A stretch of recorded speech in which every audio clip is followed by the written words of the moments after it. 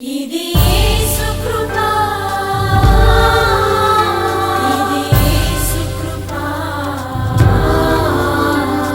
ఇది యేసు కృప పరిచర్యలు, ఇది యేసు కృప పరిచర్యలు. దేవుని పరిశుద్ధ గ్రంథంలో నుండి యెహెజ్కేలు గ్రంథం 37వ అధ్యాయము 1 నుండి 3 వాక్యాలు చదువుదాం. యెహోవా హస్తము నా మీదికి వచ్చెను, నేను ఆత్మవశుడనై ఉండగా యెహోవా నన్ను తోడుకొని పోయి ఎముకలతో నిండి ఉన్న ఒక లోయలో నన్ను దింపెను. ఆయన వాటి మధ్య నన్ను ఇటు అటు నడిపించుచుండగా ఎముకలనేకములు ఆ లోయలో కనబడెను. అవి కేవలము ఎండిపోయినవి. ఆయన, నరపుత్రుడా, ఎండిపోయిన ఈ ఎముకలు బ్రతుకగలవా అని నన్ను అడుగగా, ప్రభువా యెహోవా, అది నీకే తెలియనని నేను అంటిని. ఆమెన్. దేవుని వాక్యాన్ని ఇలాగే మన చేత పట్టుకుని కళ్ళు మూసి చిన్న ప్రార్థన చేద్దాం. పరిశుద్ధుడు తండ్రి, శ్రేష్టమైన యేసుక్రీస్తు నామములో మీకు స్తోత్రాలు, వందనాలు చెల్లిస్తున్నాం. అయ్యా, మా జీవితాలను బాగు చేయడానికి నీ పరిశుద్ధ లేఖనాలను మాకు ఇచ్చావు. ఆ లేఖనాలను అర్థం చేసుకునేంత జ్ఞానము, పరిజ్ఞానం మా దగ్గర లేదని ఒప్పుకుంటున్నాం. నీ లేఖనం పరిశుద్ధమైందే అయ్యా. పాపులమైన మాకు అర్థం కాదయ్యా, కనికరం చూపండి. అయితే మాకు అర్థమవునట్లు బోధించడానికి నీ పరిశుద్ధాత్మని ఈ భూమి మీదకి మా కొరకు పంపించినందుకై మీకు కోట్లాది స్తోత్రాలు. పరిశుద్ధాత్మదేవ, సర్వసత్యములోనికి, వాక్యపు లోతుల్లోనికి మమ్మల్ని నడిపించువాడా, రండి నాయన, మా మధ్యలోనికి రండి, మాతో మీరు మాట్లాడండి. ఈ దీన దాసురాలిలో మీరుండి నీ వాక్యము చేత నీ ప్రజలతో నాతో మాట్లాడండి, మాకు బోధించండి, అర్థమయ్యే రీతిలో బోధించండి. వాక్యము చేత మా జీవితాలను దర్శించి బాగు చేయమని నాయన, నీ వాక్యపు వెలుగులో మేము ధైర్యవంతులమై నిన్ను గణపరుస్తూ బ్రతకడానికి సహాయం చేయమని మాతో మీరు మాట్లాడమని యేసు పరిశుద్ధ నామంలో అడుగుచున్నాం తండ్రి, ఆమెన్. దేవుని మాటలు అవి ఒట్టి మాటలు కావు, కానీ 100కి 100 పాళ్ళు సత్యమైనవి. ఆయన అంటాడు, భూమి ఆకాశం గతించిపోయినా గతించిపోవును, కానీ నా మాటల్లో ఒక పొల్లైనా సున్నైనా తప్పిపోదు. మనుషుల మాటలు వ్యర్థంగా నిలిచిపోతాయేమో, మనుషుల మాటలు సంతోషం ఎక్కువైనా ఆవేశం ఎక్కువైనా అదుపు తప్పుతాయేమో, కానీ దేవుని మాట అదుపు తప్పనిది. మాట వరుసకు మాట్లాడే మాటలు కావవి, పొద్దుబోక మాట్లాడే మాటలు అంతకన్నా కావు. ఆయన మాట్లాడే ప్రతి మాట ఒక గొప్ప శక్తివంతమైన కార్యం జరిగిస్తుంది. ఆయన నోరు తెరిచి ఏ మాట మాట్లాడినా శూన్యం సృష్టి అవుతుంది. చచ్చిపోయిన వాళ్ళు బ్రతుకుతారు, గుడ్డి వాళ్ళ కళ్ళు తెరవబడతాయి, మూగవాళ్ళ నాలుక సడిలి మాట్లాడతారు, గొప్ప కార్యాలు జరుగుతాయి, సముద్రాలు చీలిపోతాయి, ఉన్నవి లేనట్టుగా లేనివి ఉన్నట్టుగా పిలిచే దేవుడు ఆయన. ఆయన నోట వచ్చే ప్రతి మాటకు ఒక అర్థం ఉంది, గొప్ప విలువ ఉంది. సో ఆయన మాట్లాడుతూ తన దాసుడైన యెహెజ్కేలుతో అంటున్నాడు. యెహెజ్కేలుకు ఒక దర్శనం ఇచ్చాడట. దర్శనంలో ఒక లోయలోనికి తీసుకెళ్ళాడు ప్రభు అతన్ని. ఇక్కడ ఎంతమందికి దర్శనాలు వస్తాయి? కలలు, దర్శనాలు. దేవునికి స్తోత్రం. ప్రార్థనా జీవితం బాగా పెంచండి, దర్శనాలు చూస్తారు. బాగా దేవునితో సహవాసం చేయండి, నిగూఢమైన సత్యాలను కళల ద్వారా, దర్శనాల ద్వారా దేవుడు మీకు తెలియజేస్తాడు. సో యెహెజ్కేలు విషయంలో మనం చూస్తే ఆయన మంచి దైవజనుడు, ప్రవక్త. అప్పటికి ఇశ్రాయేలు ప్రజలందరూ భయంకరమైన బబులోను దేశపు యొక్క చెరలో ఉన్నారు. బబులోను దేశస్తులు వచ్చి వీరి మీద యుద్ధం చేసి పట్టణాన్ని అగ్ని చేత కాల్చి మందిరాన్ని పడగొట్టి మందిరంలో ఉన్న దేవుని యొక్క సామానంతా, ఉపకరణాలంతా ఎత్తుకుపోయి వాళ్ళ దేశంలో పెట్టుకుని దేశంలో ఉన్న దేశంలో ఉన్న ఇజ్రాయేలు ప్రజలను, దేవుని ప్రజలను చెరలోనికి, బానిసత్వంలోనికి తీసుకుని వెళ్ళిపోయారు. అది ఎందుకు జరిగిందో మీరు బైబిల్ చదివితే తర్వాత మీకు అర్థమవుతుంది. బిడ్డకు దెబ్బ ఎందుకు పడుతుంది? తల్లికి ఏమైనా వేడుక? బిడ్డకు దెబ్బ ఎందుకు పడుతుంది? చెప్పిన మాట వినకపోతే పడుతుంది, ఏదో పొరపాటు జరిగితే పడుతుంది. ఇజ్రాయిలు ప్రజలు, దేవుని ప్రజలు చెరలోకి ఎందుకు వెళ్ళారు అని మీకు సందేహం వస్తే ఆయన చాలా మార్లు చెప్పాడు, దారి తప్పారు, జాగ్రత్త, ఉప్పెన లాంటి శ్రమలు వస్తాయి, జాగ్రత్త, నా మాట వినండి.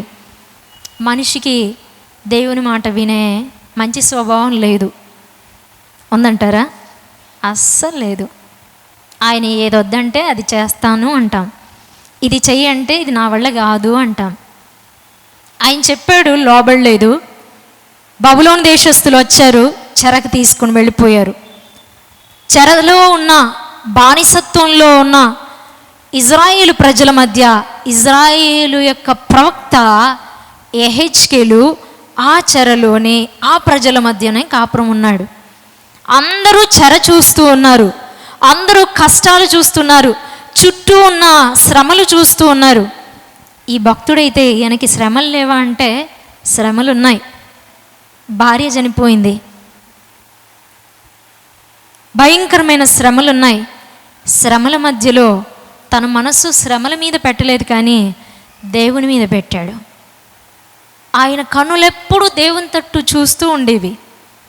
అందుకే యెహెజ్కేలును గ్రంథమంతా మీరు చదువుకోండి, ఎప్పుడు పలకరించిన యెహెజ్కేలును ఆయన అంటాడు, ఇదిగో దేవుడు తన అరచేతితో నన్ను ఎత్తుకుని పోయి శిఖరం మీద నిలబెట్టాడు, లోయలోకి దించాడు, మందిరంలోకి తీసుకెళ్ళాడు, అక్కడికి తీసుకెళ్ళాడు, ఇక్కడికి తీసుకెళ్ళాడు, ఇలా చెబుతూనే వస్తాడు. నాకు ఇంత పొలం ఉంది, ఇది ఎండిపోయింది, ఇది పండింది, ఇది ఇన్ని క్వింటాలు అయింది, ఏమి చెప్పడైనా. దేవుని దర్శనాలతో యెహెజ్కేలు బ్రతుకుతూ ఉన్నాడు. ఆయన దర్శనం చూస్తూ ఉన్నాడట. మొదటి వాక్యంలో మనం ఇందాక చదివాం కదా, యెహోవా నన్ను ఎత్తుకొని పోయి ఎక్కడ దింపాడట? చదువుదామా? మళ్ళొకసారి చదవండి మా. యెహోవా హస్తము నా మీదికి వచ్చెను, నేను ఆత్మవశుడినై ఉండగా యెహోవా నన్ను తోడుకొని పోయి ఎముకలతో నిండి ఉన్న ఒక లోయలో నన్ను దింపెను. చాలండి. ఎక్కడికి తీసుకెళ్ళాడట? చెప్పండి చెప్పండి. ఎముకల లోయలోకి తీసుకెళ్ళాడు. చాలా ఎముకలు ఉన్నాయట అక్కడ. 2వ వాక్యంలో మీరు చదవచ్చు, నేను అటు ఇటు తిరుగుతూ ఉండగా ఆ లోయలో ఎముకలు అనేకములు ఆ లోయలో ఉన్నాయి.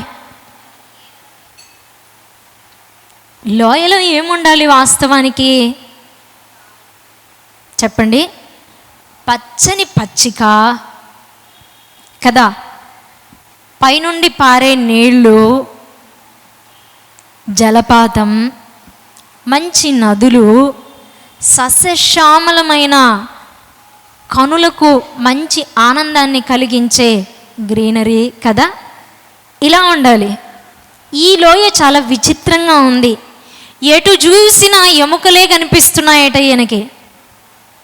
అవి కూడా ఎలాంటివి? ఎండిపోయిన ఎముకలు. బహుశా ఈ లోయలో ఏమైనా యుద్ధం జరిగిందేమో. ఇన్ని ఎముకలు ఉన్నాయి అంటే అర్థం ఈ లోయలో ఏమైనా యుద్ధం జరిగిందేమో. శత్రు దేశాల మధ్య యుద్ధం జరిగి సైనికులు అనేకులు ఒకవేళ ప్రాణాలు కోల్పోయారేమో. ఎంతకాలమైందో వారు చనిపోయి. వాక్యంలో రాయబడిన మాట మీరు బాగా గమనించండి. అవి కేవలము ఎండిపోయినవి. ఎముకలు ఎలా ఉన్నాయంట?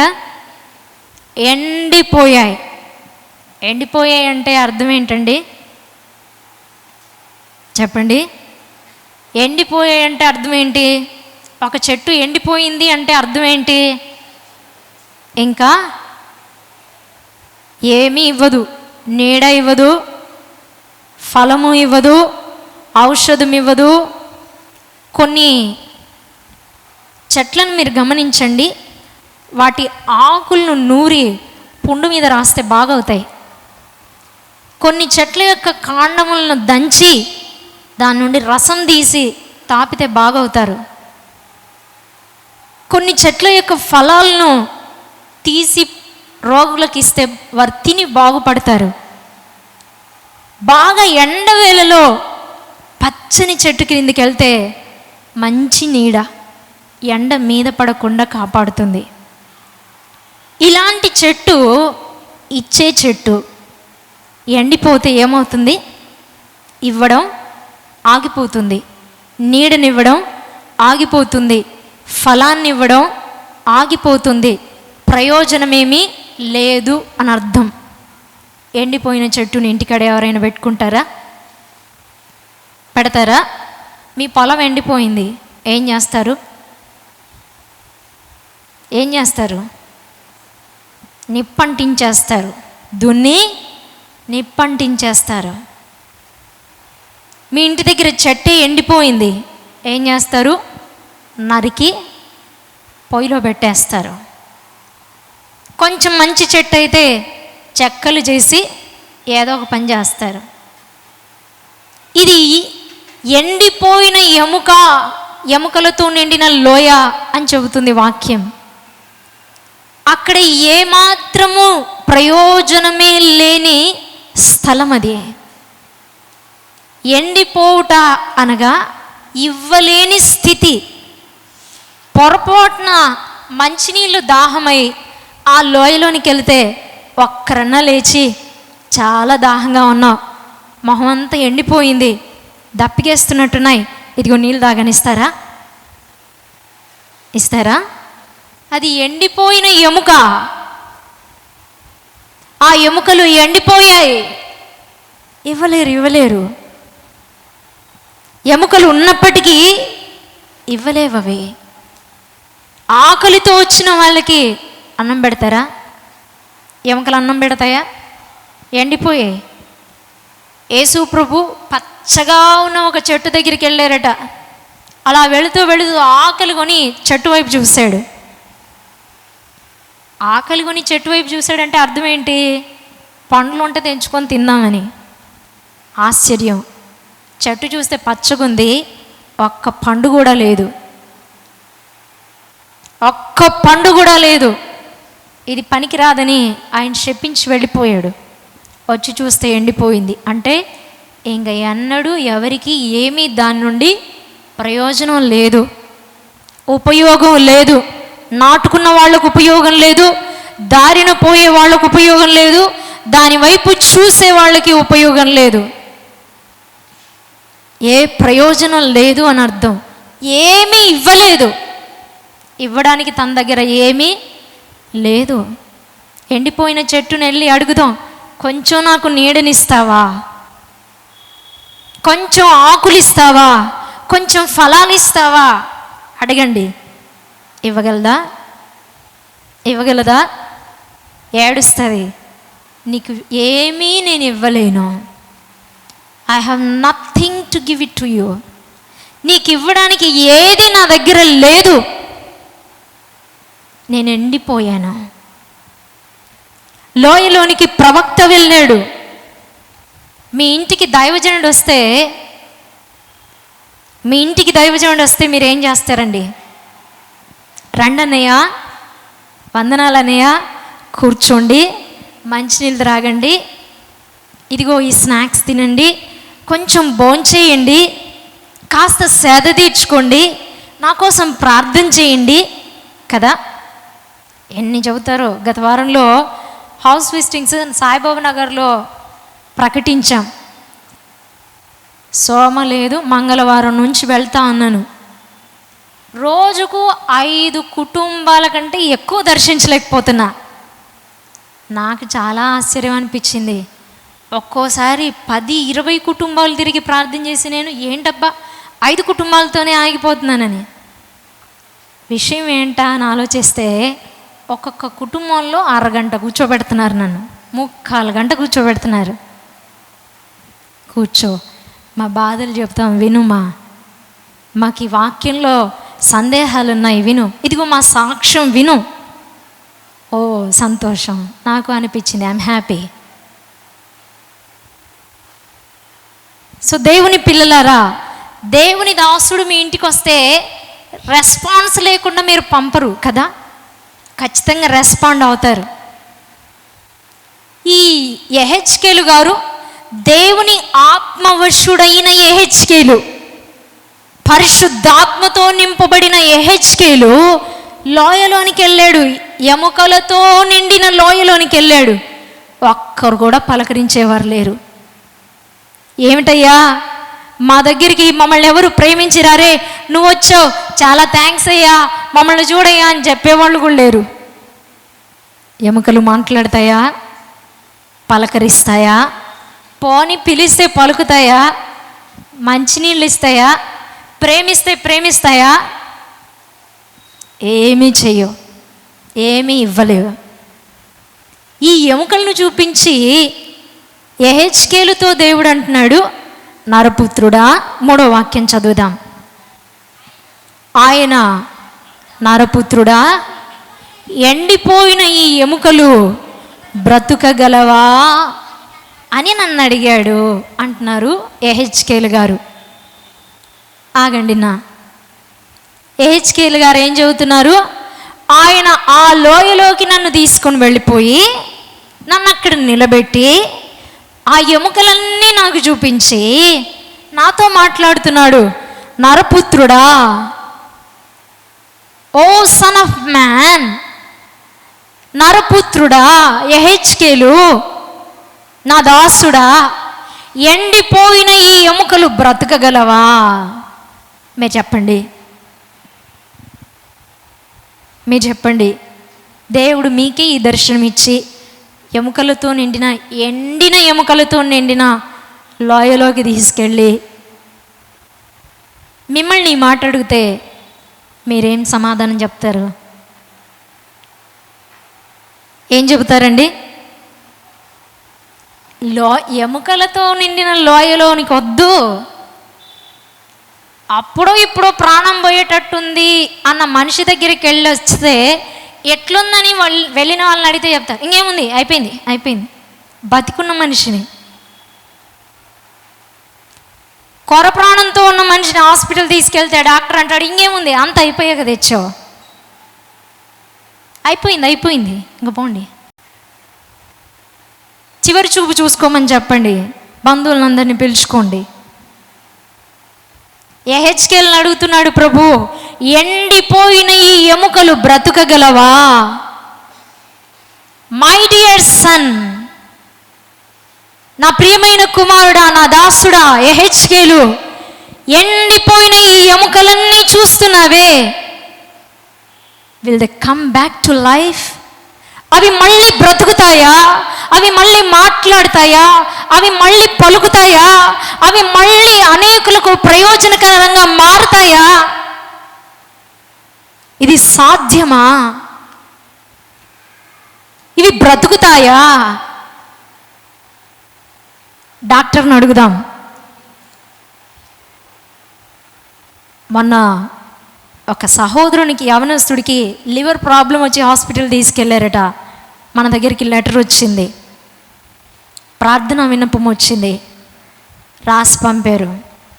నా పేరు పలనా, నాకు ప్రాబ్లం ఉంది, హాస్పిటల్కి వెళ్ళాను, ప్రజెంట్ నేను హాస్పిటల్లో ఉన్నాను, నా కోసం ప్రార్థన చేయండి. డాక్టర్లు 50-50 ఛాన్స్ అంటున్నారు, బ్రతకొచ్చు బ్రతకకపోవచ్చు అంటున్నారు. ఏమంటున్నారట? బ్రతికి ఉన్న మనిషిని పట్టుకుని ఏమంటున్నారట? బ్రతకొచ్చు, బ్రతకకపోవచ్చు, బాగుపడవచ్చు, బాగుపడలేకపోవచ్చు. ఫెయిల్ అయిపోయిన బిడ్డను చూసి ఏమంటారు? ఒకసారి ఫెయిల్ అయితే సర్లేరా పాస్ అవుతావు మళ్ళీ అంటారు. రెండోసారి కూడా ఫెయిల్ అవుతే ఏమంటారు?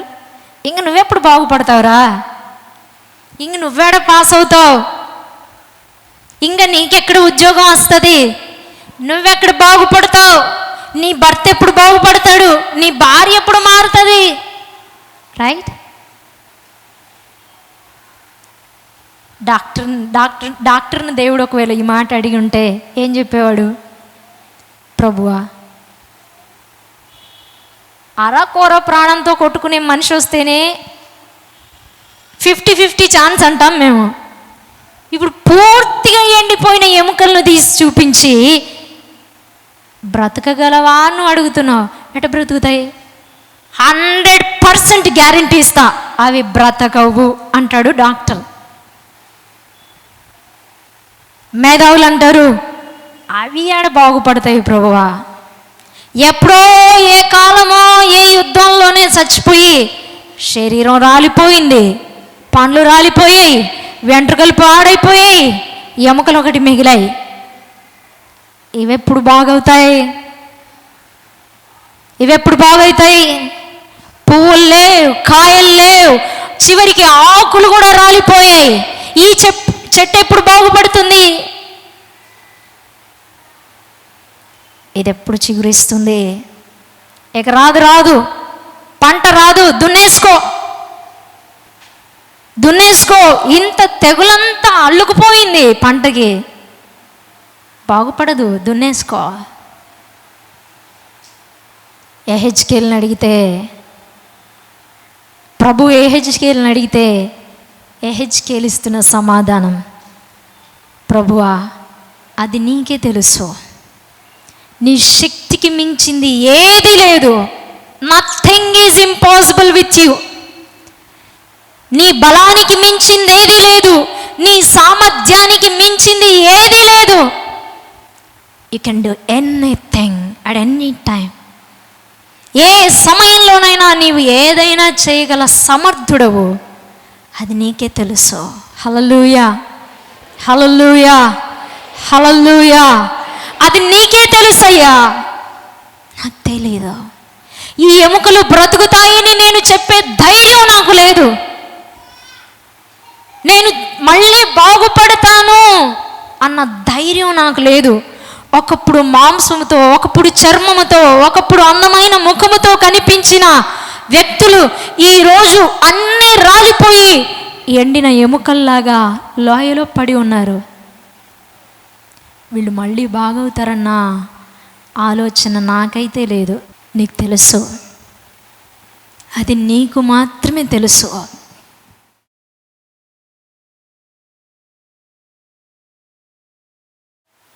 ఏ స్థితిలో ఎండిపోయావో తల్లి, సహోదరుడా, ఏ స్థితిలో ఎండిపోయావో, ఏ విషయంలో ఎండిపోయావో,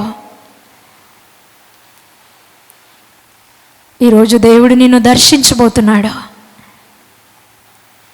ఎండిన ఎముకలున్న లోయ మీద దృష్టి పెట్టిన దేవుడు ఇక్కడున్న నీ మీద దృష్టి పెట్టాడు.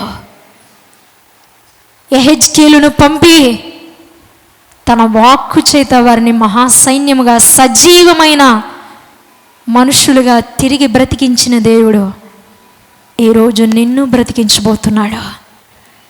ఏ విషయంలో ఎండిపోయింది, ఆశ విఫలమైపోయింది, నాకున్నవన్నీ చేజారిపోయాయి, నా అందం పోయింది, నా ఆరోగ్యం పోయింది, ప్రేమించే గుణం పోయింది, లోబడే గుణం పోయింది, ప్రార్థన చేసే శక్తి పోయింది, నా భక్తి క్షీణించింది, నాలోని మంచితనం అంతా అయిపోయింది, నేను అన్నీ పోగొట్టుకున్నాను, నా పిల్లలకు ఒక పూట కడుపు నిండా తిండి పెట్టలేకపోతున్నాను, కష్టపడుతున్నాను కానీ నాకేది చేతికి రావట్లేదని ఏ పరిస్థితుల విషయంలో ఆశలు విఫలమయ్యాయని కుమిలిపోతున్నావో, ఈరోజు దేవుడు నిన్ను పలకరిస్తున్నాడు. భయపడకో. ఇజ్రాయేలు వారలారా, భయపడకండి. నేను మిమ్మల్ని సమాధుల్లో నుండి బయటికి తీసుకొని వస్తాను. దేశములో మిమ్మల్ని నివసింపచేస్తాను. జీవాత్మను మీలో ఉంచి మిమ్మల్ని బ్రతికిస్తాను. మరలా ప్రేమించే వ్యక్తులుగా, మరలా పోషించే తండ్రులుగా, మరలా పాలించే తల్లులుగా, మరలా ప్రార్థించే సమూహంగా నేను మిమ్మల్ని తయారు చేయబోతున్నాను. ఆయన మాట వినడానికి నీకు మనసుందా తల్లి?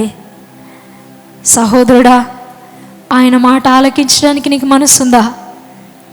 నీకు భారమైన మాట ఏమీ చెప్పలేదు ఆయన. నేను నీకు చేయబోయే కార్యం ఇది, విను అంటున్నాడు. నీవు ప్రభువుకు అప్పగించుకో. ఈరోజు నాతో మాట్లాడేవు నాయన, నా జీవితాన్ని మార్చబోతున్నావు. అందును బట్టి మీకు స్తోత్రాలు. నా ఇంట్లో వారి బ్రతుకు మార్చు నాయన, కఠినమైన వారి మనస్సులు మార్చు నాయన, నా కుటుంబాన్ని బ్రతికించు నాయన, ఆత్మలో బ్రతికించు నాయన. ప్రార్థన చేద్దాం.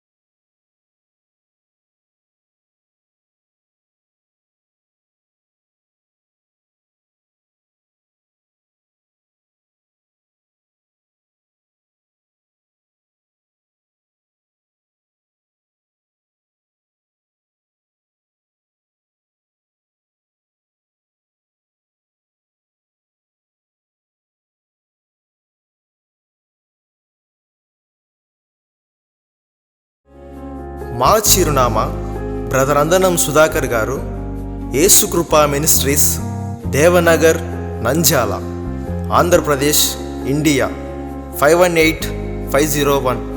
మా ఫోన్ నెంబర్స్ 9866989153.